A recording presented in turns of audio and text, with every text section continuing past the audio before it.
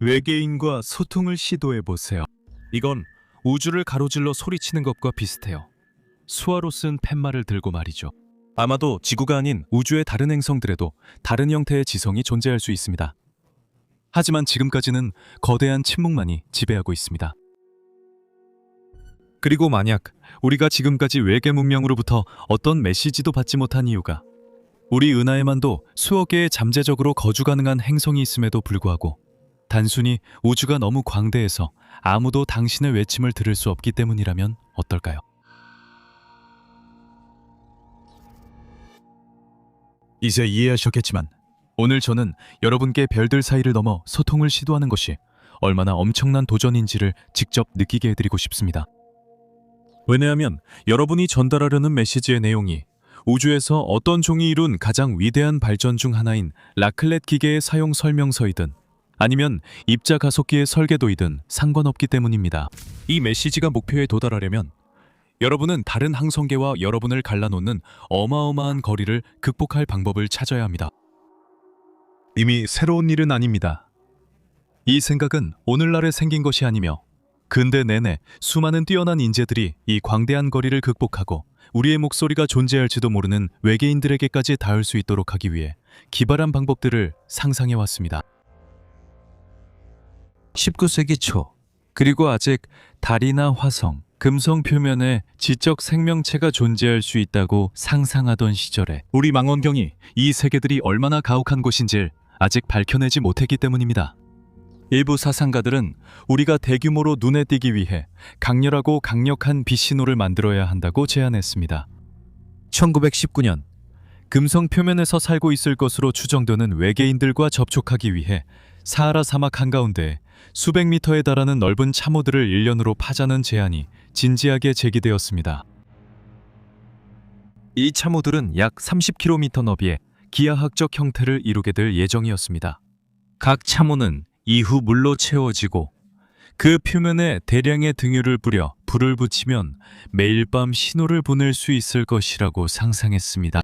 사막은 거대한 칠판처럼 변해 우리가 원하는 대로 불로 글씨를 쓸 수 있는 곳이 될 것입니다.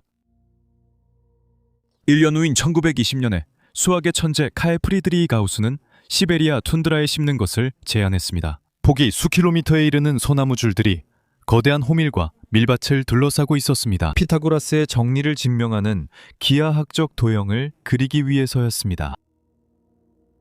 그 도형은 너무나도 커서 달에 살고 있을지도 모르는 셀레나이트들이 볼 수 있을 정도였습니다. 이런 대규모 지구 표면 도형들은 실제로 만들어지지 않았습니다. 그리고 전기의 발전과 함께 사람들은 자신을 알릴 수 있는 다른 방법들을 상상하기 시작했습니다. 1874년, 샤를 크로스라는 엔지니어는 화성인의 존재를 확신하고 거대한 포물선 거울을 만들어 태양빛을 반사하고 집중시켜 붉은 행성 표면에 도형을 그릴 수 있도록 자금을 모으려 했지만 실패했습니다. 그 다음 해인 1875년, 핀란드의 이름이 도저히 발음하기 힘든 수학자 에드바르드 웅겔베르그 노비우스 22,500개의 전기 램프로 이루어진 장치를 만드는 것을 구상했습니다. 이 램프들을 모두 켜면 화성인에게 신호를 보낼 수 있다고 생각했습니다. 이런 시도들이 종이 위 아이디어에 머문 지 150년이 지난 지금 우리의 기술은 크게 발전했습니다. 그럼에도 불구하고 광활한 우주와 소통하기 위해 극복해야 할 어려움은 오히려 더 복잡해졌습니다. 왜냐하면 오늘날 우리는 우리 태양계의 어떤 행성에도 지능을 가진 생명체가 살고 있지 않다는 것을 알고 있기 때문입니다. 그리고 있을지도 모르는 외계 생명체들에게 우리의 존재를 알리기 위해서는 반드시 아주 먼 행성들, 즉 우리 태양이 아닌 다른 별을 도는 행성들을 향해야만 합니다. 그런데 우리를 둘러싼 우주는 너무나도 엄청나게 광대해서 현재로서는 가시광선과 같은 일반적인 빛신호로 우주와 소통하기를 기대하는 것은 전혀 불가능합니다. 왜냐하면 우리와 다른 별들 사이의 엄청난 거리 때문에 겉보기 밝기는 눈 녹듯이 빠르게 사라지기 때문입니다. 사실 우주의 크기는 너무나도 광대해서 가장 강력한 별들만이 먼 거리에서도 보일 수 있습니다. 이를 확신하려면 우리와 가장 가까운 별이 불과 4.2광년 떨어져 있다는 점을 생각해 보세요. 우주에서 보면 옆집처럼 가까운 별도 맨눈으로는 볼 수 없습니다. 그리고 이 별은 망원경을 통해서도 20세기 초에야 발견되었습니다. 그리고 여기서 말하는 별은 태양보다 밝기가 약 1000배나 약하긴 하지만 그래도 엄연한 별입니다. 이 천체는 매 초마다 우주로 인류가 산업혁명 이후 사용한 전체 에너지보다 훨씬 더 많은 에너지를 방출하고 있습니다. 그래서 한계를 인식한 우리는 주목받기 위해 다른 방법들을 모색하기 시작했는데 그 중에는 완전히 터무니없는 것들도 있어서 핵폭탄으로 소통하는 방법까지 상상하게 되었습니다. 1971년 한창 냉전이 진행 중일 때였습니다. 가상의 외계 생명체를 식별하고 접촉하는 방법을 고민하기 위한 첫 번째 회의가 열렸습니다. 참석자 중 한 명은 미국과 소련이 생산한 모든 핵탄두를 우주에 모아서 동시에 폭발시키자고 제안했습니다. 이렇게 하면 엄청난 양의 엑소선을 만들어낼 수 있고 이는 다른 고등 문명에서도 감지할 수 있을 것이라고 했습니다. 이 아이디어의 목적은 핵무기 경쟁을 멈추는 동시에 외계인들에게도 인사를 건네는 것이었습니다. 이어 안드레이 사하로프, 소련의 가장 저명한 물리학자들 중 한 명이자 핵 군축 운동의 열렬한 활동가였던 그는 기존에 존재하는 모든 폭탄을 태양계의 특정 지점에 배치하자고 제안하며 한 걸음 더 나아갔습니다. 그리고 그 폭탄들을 특정한 리듬에 맞춰 폭발시켜 불규칙적으로 번쩍이는 섬광을 통해 단순한 메시지를 보내고 핵폭발로 만든 소수의 수혈처럼 외계인들에게 우리의 존재를 알릴 수 있다고 했습니다. 실행하기 매우 복잡하고 극도로 위험한데 폭탄을 우주로 보내려면 로켓을 실어야 하기 때문입니다. 그래서 이런 제안들은 결코 진지하게 받아들여지지 않았습니다. 그 후 몇 년 동안 태양계 외곽 행성으로 향하는 4개의 탐사선이 각각 금속판과 금 디스크를 실었습니다. 이 판과 디스크에는 우주 어딘가에서 등장할 수 있는 다른 문명에게 보내는 몇 가지 메시지가 새겨져 있었습니다. 하지만 이 탐사선들은 차가운 우주의 광활함 속을 떠돌며 우리 인류의 작은 조각을 싣고 있지만 특정한 항성계를 목표로 하고 있지는 않습니다. 그리고 무엇보다도 이 탐사선들은 주변의 광활함에 비해 너무 작고 너무 느려서 언젠가 누군가에게 포착될 가능성은 사실상 전무합니다. 아무런 수신자도 없이 던져진 이 병편지들이 영원히 사라질 가능성이 매우 높다는 것을 여러분께 확신시켜드리기 위해 우리 태양계의 광활함을 다시 한번 상기시켜드릴 필요가 있다고 생각합니다. 이것은 모든 비율을 고려했을 때 지구와 달 사이의 크기 차이입니다. 여기에는 우리가 달과 얼마나 떨어져 있는지 거리도 같은 비율로 표시되어 있습니다. 우리 행성에서 달까지 또는 그 반대로 가기 위해서는 우주에서 가장 빠른 존재인 빛의 속도로 가더라도 1초 조금 넘게 걸립니다. 태양에서 우리 행성까지 가려면 8분 20초가 걸립니다. 태양에서 해왕성, 즉 마지막 가스 거성까지 가려면 거의 4시간 10분이 걸립니다. 그리고 우리 별의 중력 영향권의 경계에 도달해서 진정한 의미에서 태양계를 벗어나려면 빛이 1년 반이 걸립니다. 그리고 우리와 가장 가까운 별은 여기서 4.2광년 떨어져 있습니다. 보이저 1호는 외계인을 위해 새겨진 황금 레코드 중 하나를 실은 탐사선으로 현재 인간이 만든 물체 중 가장 멀리 나간 것입니다. 그 중에서 가장 빠른 것은 시속 6만 킬로미터라는 어마어마한 속도로 우주를 이동하고 있습니다. 하지만 이 속도가 엄청나게 느껴질지라도 빛의 속도에 비하면 약 18,000배나 느린 속도입니다. 그래서 우리와 가장 가까운 별까지의 거리를 이동하려면 이 탐사선은 약 7만 년이 걸릴 것입니다. 정말 오래 걸리네요. 그래서 우리가 우주와 진지하게 소통하려고 할 때는 항상 우주에서 가장 빠른 속도를 가진 빛을 이용하게 되는 것입니다. 문제는 태양에서 가장 가까운 별에서 몇 주 동안 보일 만큼 충분히 강력한 빛의 원천을 만들려면 인류가 1년 동안 소비하는 에너지의 수천 배를 동원해야 한다는 점입니다. 이것은 우리 모두 동의하듯이 현실적으로 불가능하고 전혀 말이 되지 않습니다. 우리가 내보내는 신호가 우주에서 희석되는 것을 막기 위한 첫 번째 해결책은 강력한 레이저 펄스를 사용하는 것일 수 있습니다. 이렇게 하면 빛을 매우 좁은 빔으로 집중하고 유도하여 우주에서 신호 손실을 최소화할 수 있습니다. 문제는 이렇게 하더라도 이런 빔이 감지될 수 있을 만큼의 에너지를 동원하려면 엄청난 양의 에너지가 필요하다는 점입니다. 실제로 최첨단 기술이 없다고 가정할 때 수십억 년 떨어진 곳에서도 감지될 수 있는 레이저 빔을 만들려면 원자력 발전소 한 곳에서 생산되는 에너지에 해당하는 양을 집중해야 한다고 추정됩니다. 그 이상으로는 빔이 점점 퍼지고 강도가 약해져서 식별이 불가능해집니다. 왜냐하면 성간 매질에는 희박한 분자가스와 먼지가 존재하여 빛의 전파와 파동의 성질을 아주 미세하게 방해하기 때문입니다. 그리고 오랜 시간 동안 먼 거리를 이동하면서 이러한 작은 교란을 겪게 되면 결국에는 엄청난 결과를 초래하여 보내진 메시지의 원래 내용을 변질시키거나 심지어 완전히 지워버릴 수도 있습니다. 게다가 이러한 장애물에 더해 그렇게 강력하고 정밀한 레이저를 만드는 것은 엄청난 기술적 도전일 뿐만 아니라 막대한 비용이 듭니다. 그렇다면 우리가 공유하려는 메시지가 우주에서 어떤 종이 만들어낸 최악의 발명품 중 하나인 알람 시계를 다루는 사용 설명서이든 아니면 삶의 의미에 대한 질문이든 어떻게 해야 그 메시지가 지워지지 않고 제대로 전달될 수 있을까요? 다행히도 우리에게는 빛의 속도로 메시지를 보내고 싶을 때 우리가 볼 수 있는 부분에만 국한되지 않는다는 점이 있습니다. 실제로는 선택의 폭이 매우 넓습니다. 왜냐하면 아주 낮은 주파수의 라디오 파보부터 고에너지 감마선까지 전자기 스펙트럼 전체를 사용할 수 있기 때문입니다. 그리고 이 스펙트럼의 각 부분마다 파동이 전파되는 방식에 영향을 주는 고유한 특성이 있기 때문에 우리는 외계인에게 들릴 수 있는 최적의 채널을 이 안에서 찾을 수 있습니다. 우주에 존재하는 모든 종류의 빛 중에서 전자기 스펙트럼의 가장 낮은 쪽에 위치한 파동들은 우리가 라디오파라고 부르는 것들입니다. 이 라디오파는 가스와 먼지 구름이 존재하는 성간 매질을 거의 손상 없이 통과할 수 있다는 엄청난 장점을 가지고 있습니다. 게다가 방출되기 위해 비교적 적은 에너지만을 필요로 합니다. 암호화가 된 인사를 우주로 보내면서 도착하기 전에 사라지지 않게 하려면 이론적으로는 완벽해 보입니다. 하지만 라디오파 영역에서도 발신된 신호가 우주의 배경 잡음에 완전히 묻히지 않으려면 충분히 강해야 합니다.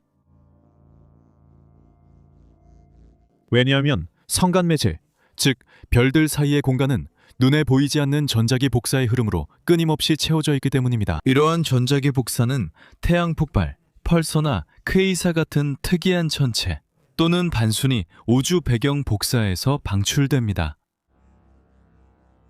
이 피곤한 빛은 우주의 시작부터 우리에게 도달한 것으로 우주가 불투명해서 투명으로 변할 때 방출된 것입니다. 사실 절대 0도보다 온도가 높은 모든 물체는 끊임없이 소량의 복사를 방출합니다. 우주에 떠다니는 100개의 빛입자 중 오직 4개의 광자만이 별에서 방출된 것으로 추정됩니다. 그리고 이러한 모든 방출은 일종의 배경 잡음과 같은 윙윙거림을 형성하며 감지되지 않은 채 지나가지 않으려면 이 잡음을 극복해야 합니다.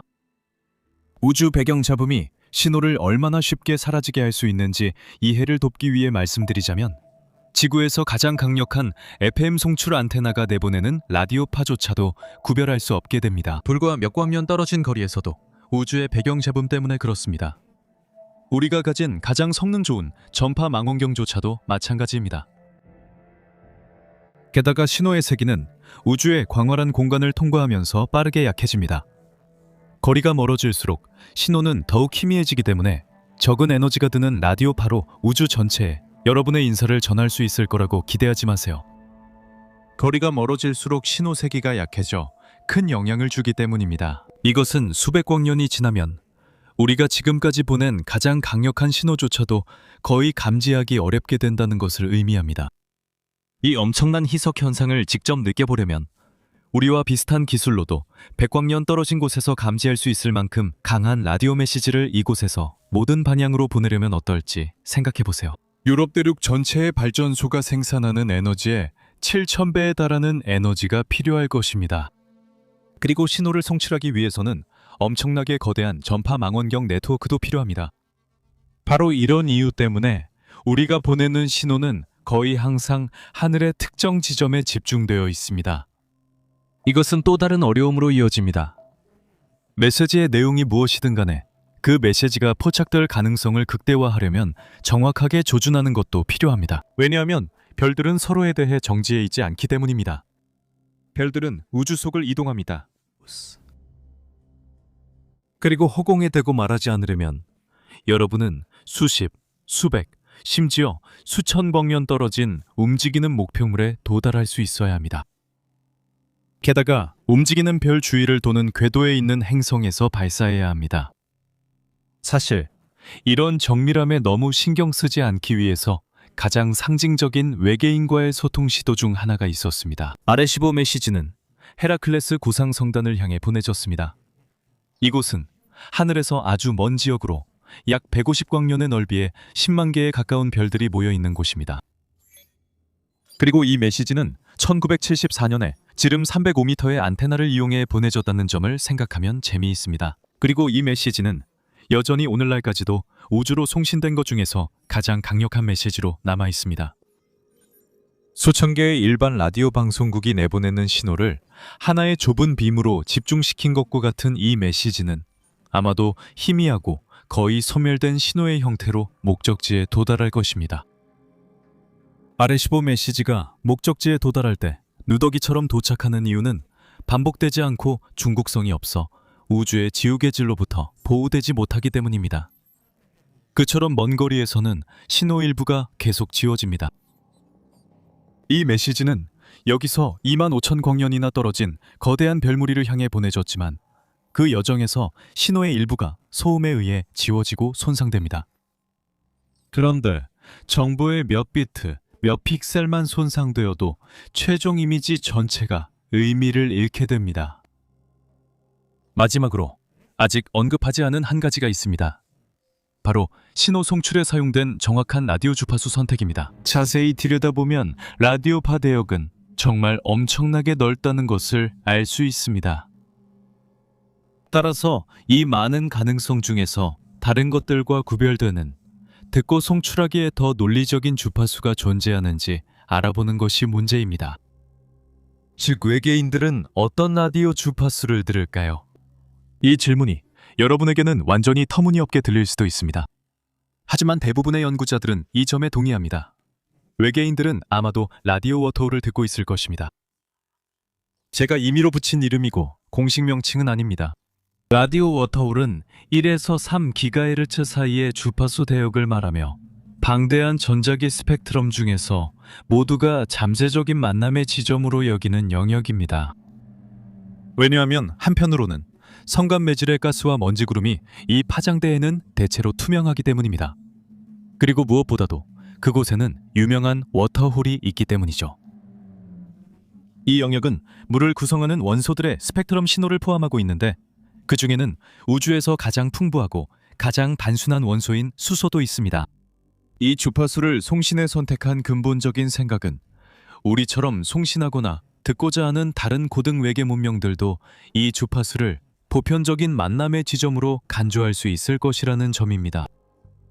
우리가 우주로 메시지를 보낼 수 있게 된 이래로 목표 지점까지 도달할 만큼 충분히 강력한 라디오 신호는 총 12번 만송출되었습니다. 언젠가 이 신호가 다른 지성체에 포착되고 해독되길 바랐기 때문입니다. 이 메시지들의 내용에 대해 더 알고 싶으시다면 바로 여기 이 주제에 전적으로 할애된 에피소드가 있습니다. 그리고 이 12개의 송신 중 대부분은 거의 아무 정보도 없는 항성계들을 향해 약간은 무작정 보내졌습니다. 거기에 행성이 있는지도 모를 때가 있습니다. 이것은 실제로 존재하는지도 누가 사는지도 모르는 지구 반대편 주소로 편지를 보내는 것과 같습니다. 그리고 그렇다면 답장을 하려면 메시지가 도착하는 순간 바로 들어야 합니다. 그들이 그것을 열어 읽고 의미를 이해하고자 해야 하며 이 모든 것이 메시지 발송 수십 년 후에 이루어져야 합니다. 여정 중에 그 내용이 일부 지워지지 않았다는 확신도 없이 말이죠. 이런 의미에서 우리의 메시지가 우주에서 살아남도록 하기 위해 극복해야 할 엄청난 도전들이 왜 외계 지적 생명체 탐사가 지금까지는 귀를 먹먹하게 하는 무선 침묵에 그치고 있는지를 설명해 줄 수 있을 것입니다. 그들이 실제로 있지만 우리의 메시지가 약해 닿지 못할 수도 있습니다.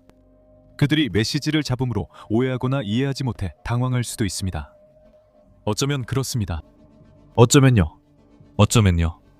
어쨌든 저는 만약 언젠가 우리의 메시지 중 하나의 답장이 온다면 다른 별들과 우리를 가르는 어마어마한 거리 때문에 생기는 엄청난 시간 차이를 감수하면서 대화를 시작해야 한다는 그 생각이 정말 마음에 들어요. 질문을 보내고 답변을 받는데 걸리는 시간 차이가 수십 년에 이를 수 있기 때문에 그 대화는 정말 비현실적으로 느릴 거예요. 충분히 생각을 깊이 숙성시킬 수 있는 시간이겠죠? 따라서 모든 성간통신 시도는 오랜 시간에 걸친 프로젝트가 될 수밖에 없으며 그 대화는 수세기와 여러 세대에 걸쳐 이어질 수 있습니다. 질문을 한 건 할아버지와 할머니이고 그 답을 받는 건 그들의 증손주들이겠죠? 마무리하기 전에 제가 정말로 경이롭게 생각하는 마지막 생각을 하나 나누고 싶습니다. 우리가 우주에서 유일한 고등지적 생명체인가라는 질문에 대해 가능한 답은 두 가지뿐입니다. 우리가 혼자인가? 아니면 그렇지 않은가입니다.